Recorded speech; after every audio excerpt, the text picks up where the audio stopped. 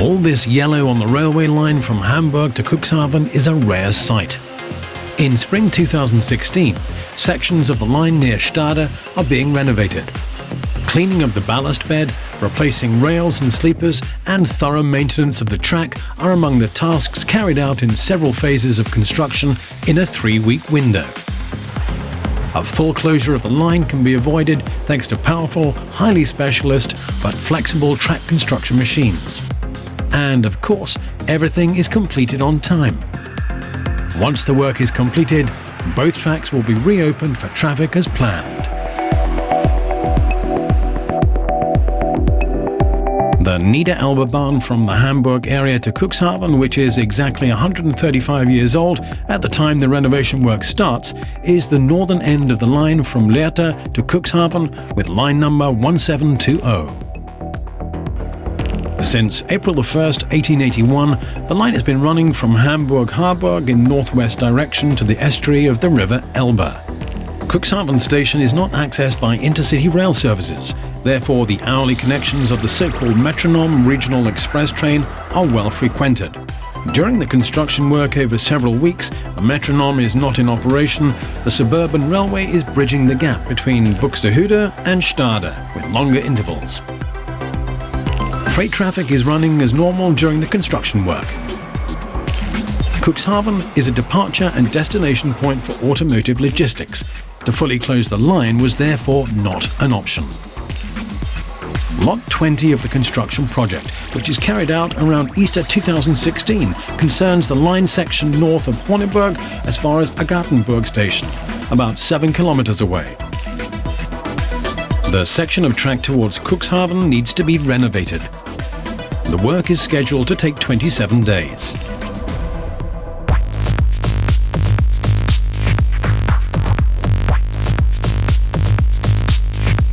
In the early hours of the evening, the PM 1000 URM by Plasser Theurer is prepared for its first deployment.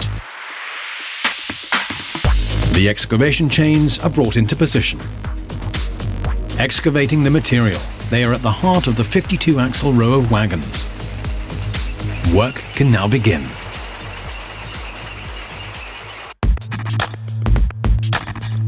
The entire worksite logistics takes place on the track under possession. The superstructure material is brought in by rail, so it's possible to keep the disruption to rail traffic and passengers to a minimum. The PM 1000 is coupled with 2 additional construction trains, so that the delivery and removal of material does not grind to a halt. The construction train running behind the machine consists of transport wagons with containers which are to be loaded with new material for the interim shift. To facilitate this, a temporary storage area is set up on a road next to a level crossing. This makes distances shorter and saves time. While diggers and wheel loaders start loading the material, 2 gantry systems running at the top of the transport wagons are taking over the transport of the containers. The rear gantry unit is moving 2 containers at a time. The gantry unit nearer to the machine tips the contents of the container into the bunker of the PM 1000. This is either the material for the formation protective layer or the ballast bed, depending on requirements. This relay system with container handover shortens the travelling distances of the 2 gantry units and thus considerably accelerates the processes.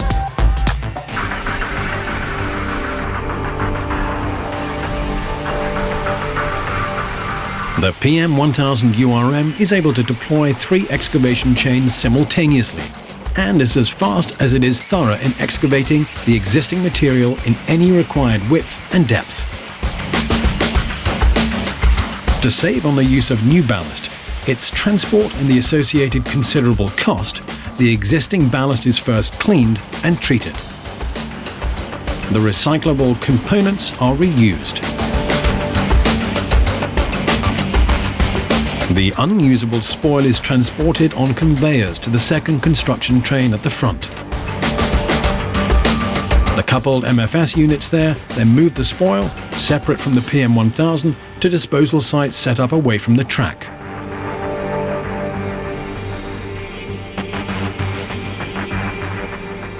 Ballast cleaning and recycling, as well as applying a formation protective layer, are the strong points of the PM1000 URM. Depending on the quality of the existing track bed, it allows up to 100% reuse of the ballast bed material. It is mostly not necessary to fit geotextiles, since a 30 cm strong formation protective layer after compaction already provides the required load capacity values despite the nearby marshland. It becomes obvious that 135 years ago, people knew very well where to lay the track. Once the formation protective layer and ballast have been reinstalled, a tamping satellite with lifting and lining unit, which is integrated into the machine, concludes Phase 1 track tamping, with the old track still in place. Construction trains can travel on the track straight away at a remarkable speed of 70 km an hour.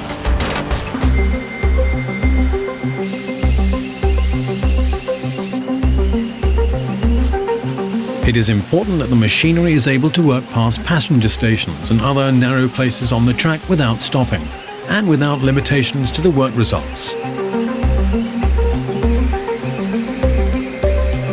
The PM1000 URM and the RU800S are able to work past narrow places such as bridges, railings and level crossings by adjusting the working width of excavating chains and plate compactors. Regardless of their design and height, platform edges are no obstacle for the RU800S, which is specially equipped to deal with them. An impressive example of this was demonstrated at Dollond platform, which is 76 centimeters high and in a curve.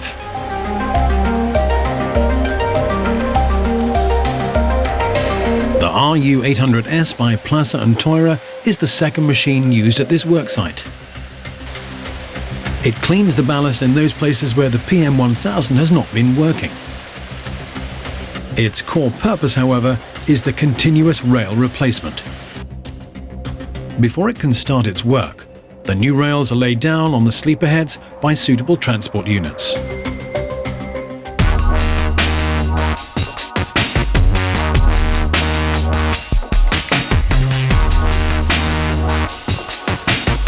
After removal of the old sleepers, the RU800S excavates the ballast, cleans it, temporarily stores the reusable parts, and then reinstalls them on the track together with the new ballast.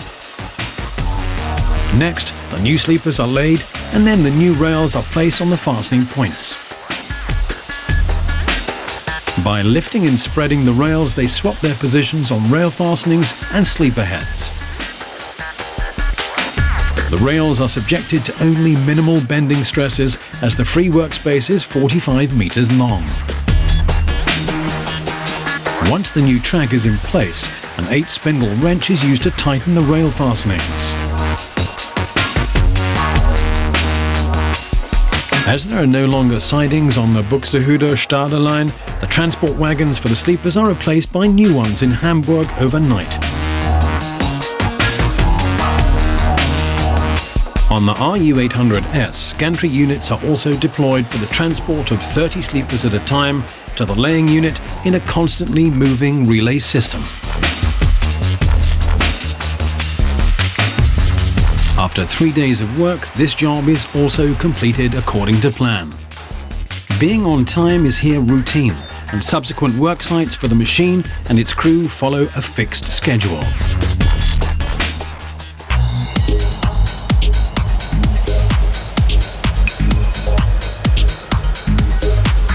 Like the PM1000 URM, the RU800S too leaves behind a track that construction trains can travel on. Of course, the track will still need to be prepared for the railway service and its precise nominal geometry established. The 094X Dynamic Tamping Express with 4-sleeper tamping and dynamic track stabilizer is used to achieve this. With its continuous method of working and the maneuverable tamping satellite, it is possible to work at considerable speed. Several tamping processes are carried out one after another. Since a further supply of ballast is required, subsequently another construction train with bulk material wagons filled with ballast follows at some distance. Ballast is a valuable resource. To prevent ballast being left lying unnecessarily, for example on the shoulders of the ballast bed, the BDS 2000 ballast management system is used on this worksite. Its shoulder plows and center plow, plus the sweeper unit in the rear machine section, remove superfluous ballast after the tamping operation and redistribute it, or temporarily store it in the bunker. The MFS wagon is running between the two machine parts of the BDS 2000 to increase capacity.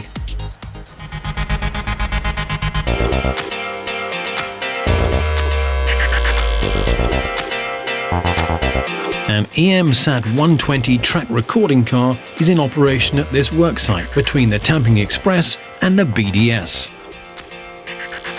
This unit for electronic pre-recording of the lateral, longitudinal and vertical geometry of the track helps to achieve the perfect end condition. The small, independently traveling satellite car first follows the Tamping Express and then remains in one position. Then the main machine will approach. Using a laser-long cord between the two vehicles, the actual geometry is determined for each section.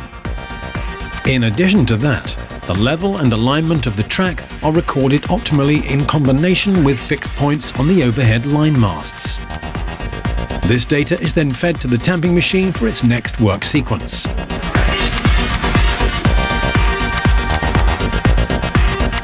After 27 days of intensive construction work, the track renewal and ballast bed cleaning project is completed.